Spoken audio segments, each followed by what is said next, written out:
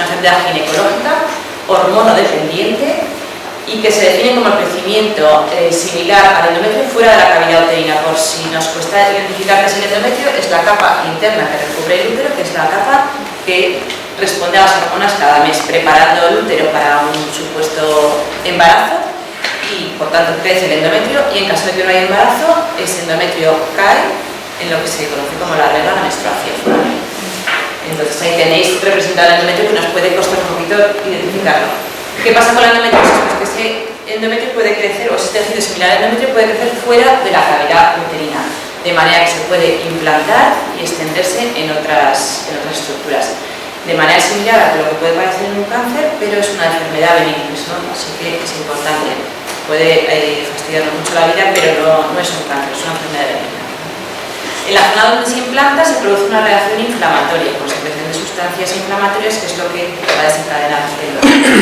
Entonces, la transformación maligna tampoco podemos decir nunca en medicina 0%, pero sí que es muy infrecuente. Se habla de que puede haber un poquito más de riesgo de cáncer de ovario, pero es muy raro, muy poco frecuente que un endometrioma, por ejemplo, se transforme en un cáncer, ¿no? Pues sí que tenemos que estar ahí pendientes, sobre todo si aparece o encontramos cambios ecográficos, sobre todo en edades cercanas a la menopausia, son edades para detectarlos un poquito más. Bueno, ¿qué sabemos de la endometriosis? Pues conocemos la evolución de la enfermedad, más o menos, ¿eh? Porque como decimos, es una enfermedad crónica de la edad fértil. En algunas pacientes puede regresar, en otras pacientes se estabiliza y en otras puede progresar, como vemos un poquito, intento representar en esta gráfica. Cosas que también sabemos es que por lo general en el embarazo mejora la enfermedad y que por lo general en la menopausia también mejora. Podríamos incluso decir que se cura, ¿eh? No siempre, pero casi siempre sí. Tampoco podemos decir de manera taxativa que en la menopausia no puede haber endometriosis, porque sí que cura.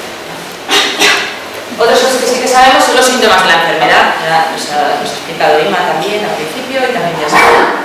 El rasgo característico va a ser el dolor, sobre todo síntomas de dolor que aparecen coincidiendo con la regla o que empeoran coincidiendo con la regla, porque aunque al principio es un dolor cíclico, los síntomas principales, hay mujeres que pasan a un nivel de dolor no cíclico. Síntomas ginecológicos: dismenorrea, dolor de regla, dolor por las relaciones sexuales, sobre todo dolor profundo, dolor al defecar, dolor al orinar, dolor perigonocíclico y la infertilidad. No olvidar, hay mujeres que debutan que le encontramos la enfermedad a raíz del estudio de infertilidad. Todos estos síntomas van a tener, como bien sabéis, impacto en el aspecto físico y funcional, pero también en los aspectos emocionales y en la salud mental, porque evidentemente una persona que está con dolor, eso repercute en todos los aspectos de su vida, pudiendo llegar a producir trastornos de ansiedad, depresión y una mala calidad. Y también un impacto en el estrés, que como veremos también es importante lo que nos pasa a las dos. También sabemos el impacto de la enfermedad en distintas etapas de la vida, largas etapas viviendo con dolor, faltas al colegio, faltas al trabajo, dificultad para atender actividades familiares. A mí, bueno, pues os puede parecer medio, bueno, estoy con la regla, no quiero trabajar, puede ser verdad, puede no ser verdad, pero pensar, como nos hemos encontrado en consulta, en pacientes que ni siquiera pueden hacerse cargo de los hijos, eso, ojo, eso nadie se lo inventa, que las madres hacemos todo por los hijos. Ver que una madre no puede ir a llevar al colegio a su hija, no puede recoger del colegio, no puede llevar al parque, ostras, esto es muy serio. Efecto en la relación de pareja, por supuesto, relaciones sexuales dolorosas, pues hay miedo a mantener relaciones y esto rompe muchas parejas. No puedo hacer una vida social, hemos quedado con los amigos, pues no puedo ir, no me encuentro bien. Pues rompe relaciones de pareja y relaciones de amistad también. Cuadros potencialmente graves cuando hay una afectación visceral. Y por suerte son los menos, no quiero asustar aquí, pero no tenemos que pensar que todas las mujeres con endometriosis van a tener endometriosis profunda y la afectación visceral. Esto sí que me gusta. Ves pacientes en consulta con una cara de miedo tremenda. También me recuerdo la primera jornada, mucha preocupación por el tema genético, si a mi hija le va a pasar lo mismo que a mí. Bueno, pues son los menos los casos de afectación profunda y es lo que sí que va a ser muy importante, empezar a tratar la enfermedad cuanto antes para evitar esa progresión a casos severos, ¿vale? Pacientes con múltiples consultas, cirugías repetidas, complejas, a veces con complicaciones intraoperatorias o posoperatorias que llevan a un recorrido, a una peregrinación por muchos médicos, no solo ginecólogos, sino de otras especialidades. Cuando los síntomas que se manifiestan no se identifican como ginecológicos, pues pueden hacer que que estemos visitando diferentes especialistas. Y al final, lo malo es que esto acaba teniendo un perjuicio en la relación médico-paciente, desconfianza, porque nadie me dice lo que tengo, nadie me encuentra lo que tengo, nadie consigue mejorar mi sintomatología.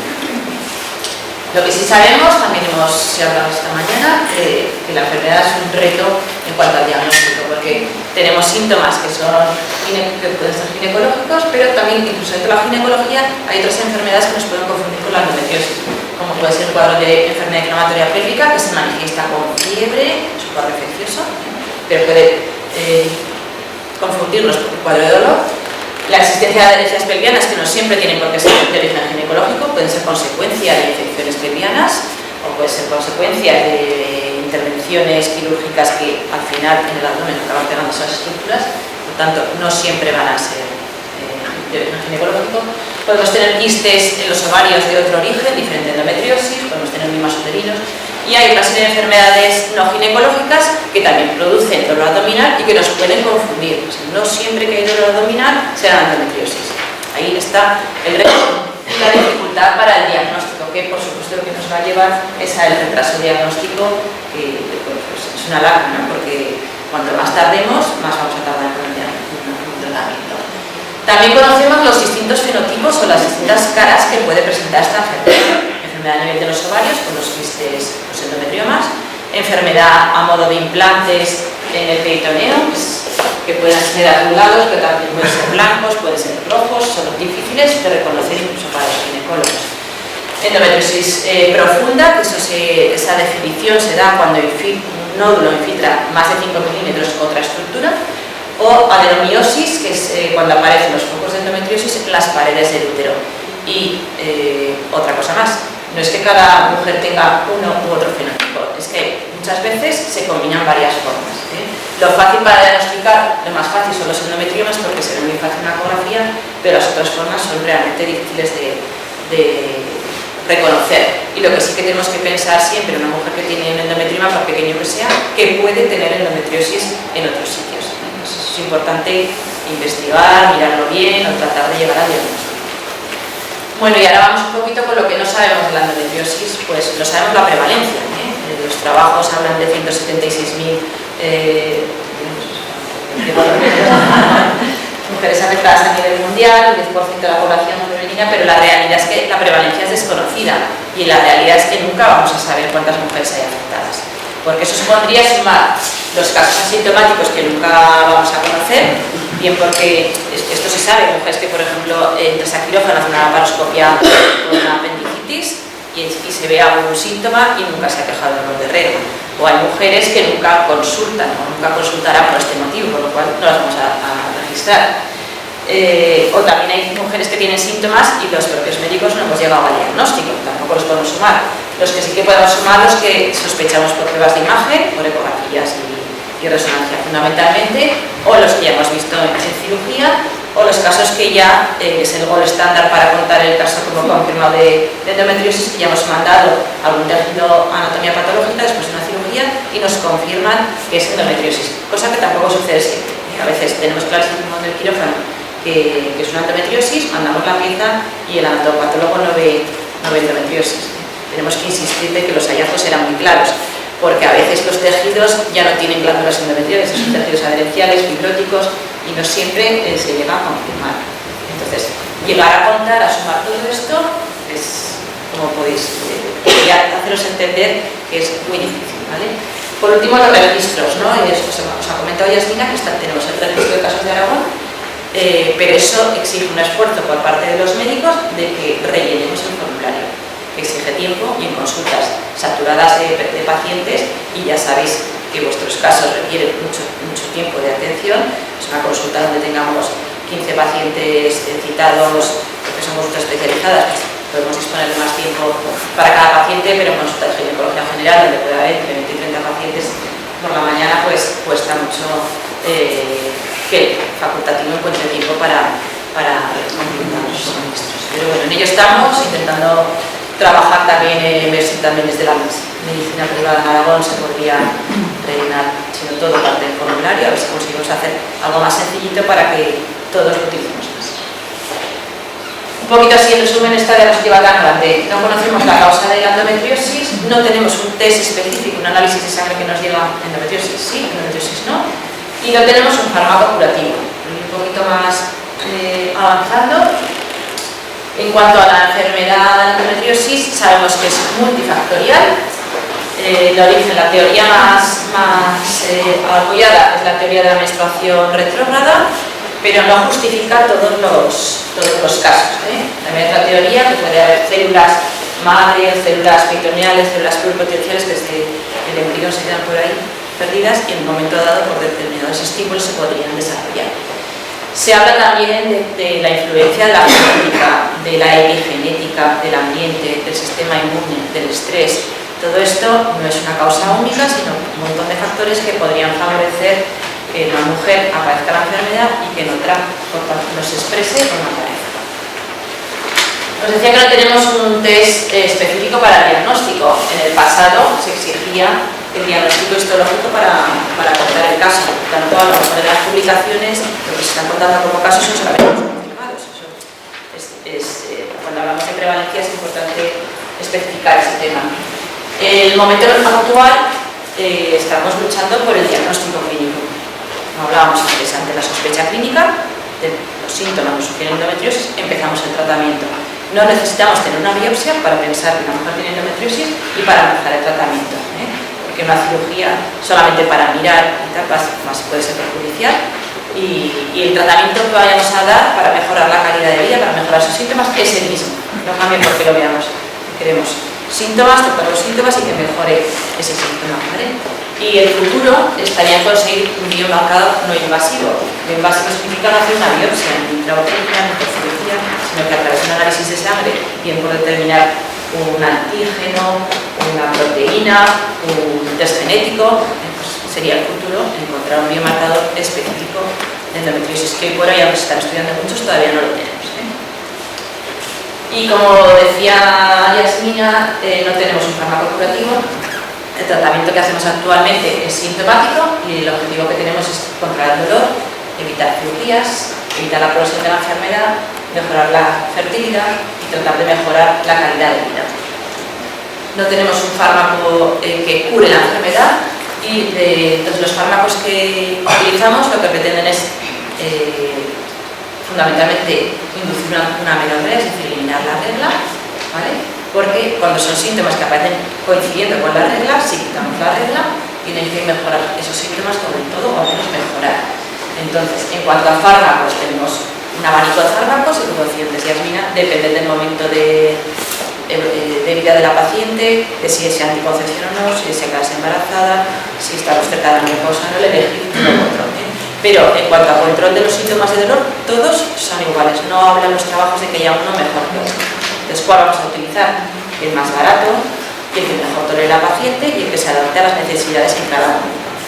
Fármacos de bajo coste, los anticonceptivos hormonales combinados con estrógenos y progesterona, o los que solamente llevan progesterona, más avanzado el Dilongés, que no es anticonceptivo, pero que sí que tiene una indicación específica para endometriosis en sus distintas formulaciones de presentación, sean comprimidos, sean DIU, sean parches, sea el anillo vaginal, sea el implante, todas sus versiones. Y en un segundo escalón, los fármacos de alto coste, como son los análogos de la GnRH, que lo que hacen es bloquear completamente el eje hormonal. Entonces, ¿qué hacen estos fármacos? Estos primeros lo que hacen es inducir un estado de pseudoembarazo, mientras que en el segundo escalón lo que hacen es inducir un estado de menopausia. ¿Vale? Muchas veces venís a la consulta y decís, no quiero tomar hormonas, me siento que estoy menopáusica con estas hormonas. Bueno, yo siempre repito, me lo habéis oído decir, que todos estos fármacos de este primer escalón, muchas mujeres los toman únicamente porque quieren un método anticonceptivo y que los toleran muy bien. Entonces, no están produciendo menopausia. No tengo la regla, pero es un estado pseudoembarazo. Mi útero está respondiendo de manera cíclica, pero no estoy menopáusica. ¿Vale? Sin embargo, si utilizamos ya los fármacos de segundo o tercer escalón, que eso los utilizamos cuando estos fallan, ahí sí que estamos induciendo un estado de menopausia, con los síntomas esofógicos y con el riesgo de osteoporosis.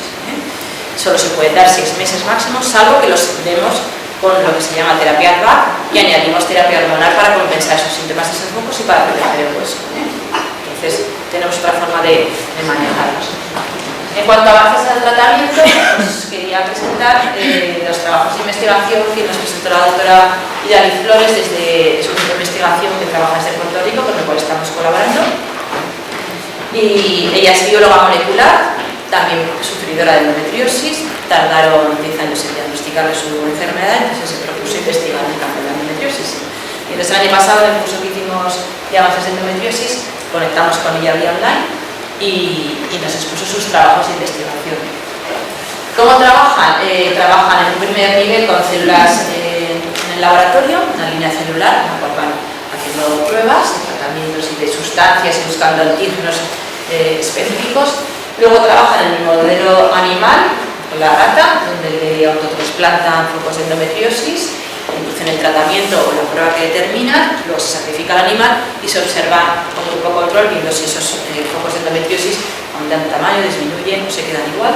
Y por último, trabajan ya con los humanos, ¿no? ¿Qué es lo que estudian? El comportamiento de las células, porque las células de endometriosis, cuando pensamos en la menstruación retrógrada, no solamente se producen mujeres con endometriosis, se pueden producir de manera fisiológica, porque al final las trompas de falopio son unos tubos abiertos y en todas las mujeres pues, puede caer algo de regla dentro del abdomen. Porque en unas mujeres ese tejido de regla desaparece, nuestros macrófagos, nuestras células son capaces de eliminarlas sin ninguna consecuencia, y porque en otras se implantan, ¿no? Y producen la endometriosis. Pues ahí están apareciendo trabajando procesos de proliferación, de adherencia a las células, invasión, migración, angiogénesis, que es formación de vasos para nutrir esas células que se están implantando. Entonces en el laboratorio se puede estudiar el comportamiento celular. También se estudia la expresión de los genes y de qué manera se da un gen que se relaciona con la endometriosis y lo podemos silenciar para que no se exprese la enfermedad. En definitiva, todos estos estudios para buscar nuevas dianas terapéuticas que podrían ir por la vía de la inmunoterapia si encontramos antígenos específicos de endometriosis que pudiésemos bloquear, o podrían ir también al trabajo de este grupo con terapias conductuales, pensando si el estrés afecta o no a la endometriosis. Sí que tienen el modelo animal, han trabajado a producir estrés a las ratas y otro grupo de ratas que no les inducían estrés, y se vio que las que tenían estrés progresaban, aumentaba el tamaño de las lesiones de endometriosis. Pero eso van a ser muy importantes terapias que están trabajando también desde el grupo, están trabajando en un grupo multidisciplinar también para ver de qué manera se puede disminuir el estrés mediante fármacos, pero también mediante terapias conductuales, ¿vale? Por ejemplo, trabajan con las ratas, fue muy interesante, 2 ratas solas, ahí aburridas y sin nada, y sin embargo las ponían en una caja mucho más grande, con más amigas y con juguetes, ¿vale? Esa es la forma de que están estresadas y estas estaban más felices, y de hecho pues vieron que la interacción social y la novedad de los juguetes, la socialización, pues estaba mejor y las lesiones disminuían. Esto lo podemos aplicar, ¿verdad? Bueno. Y posteriormente la última fase que hicieron es hacer estas terapias conductuales a través de yoga, sesiones de baile en el jardín, pues todo esto que veis. Hacían a grupo control solamente las encuestas, y a otros las encuestas de calidad de vida, y luego estas terapias, y pues la calidad de vida pues mejoró mucho en las pacientes que hicieron este tipo de actuaciones. Bueno, como fármacos ya con lo que es la medicina clásica, el próximo fármaco que está a punto de salir son los antagonistas de la GnRH, similar a los agonistas, pero funcionan de manera diferente. La ventaja que tiene es que sale en presentación oral, que los agonistas son inyectables. La ventaja es el efecto inmediato y también el efecto reversible inmediato. Cuando nos pinchamos un análogo para inducir una menopausia, pues luego, ¿cuándo voy a recuperar la regla? Pues es variable, en cada mujer va a ser diferente. Incluso mujeres que estén cerca de la menopausia, puede ser que ya lo recuperen en el ciclo, ¿no? Y hasta cierto punto, pues es lo que buscamos. Pero bueno, es una terapia reversible, de efecto mucho más rápido, y también al ser un bloqueador de todo el eje, pues como inconveniente el problema de que produzca osteoporosis, que produzca atrofia genital, que produzca sofocos, que es el síntoma que primero nos damos cuenta, ¿vale? Para revertir estos o compensar estos efectos, estos de fármacos los van a sacar con terapia ACVA, que llamamos, que es sustitutiva, en la misma pastilla o toda la medicación. así se evitan los síntomas de menopausia. El problema es que todavía no lo tenemos en España, ¿vale? En Japón se está utilizando ya, en Estados Unidos también, pero en España todavía no ha salido. Esperamos que salga este año, aunque primero va a salir con indicación para miomas, pero en ocasiones, si sabemos que un fármaco puede ser eficaz, como uso compasivo, podemos empezar a utilizar un fármaco para una indicación que no tiene ficha técnica. Entonces, como veis, el antagonista irá en aquel escalón último, ¿vale? Bueno, las claves del futuro tratamiento de la endometriosis tienen que ir hacia un enfoque personalizado, con una estrategia terapéutica que se basa en el síntoma principal que tiene la paciente. Si es dolor, pues es la infertilidad. El problema es cuando se nos juntan las dos cosas, ya el manejo es más difícil. Tratando los diferentes fenotipos de la endometriosis que conocemos y ahí. Y ojalá tuviésemos terapias que vayan dirigidas hacia un fenotipo molecular de cada paciente, para poder predecir qué fármaco puede emplear. Y esto es todo lo que os quería contar. Ahora, en la siguiente parte, cuando estéis en los talleres, pues se pueden abordar temas más precisos, ¿no?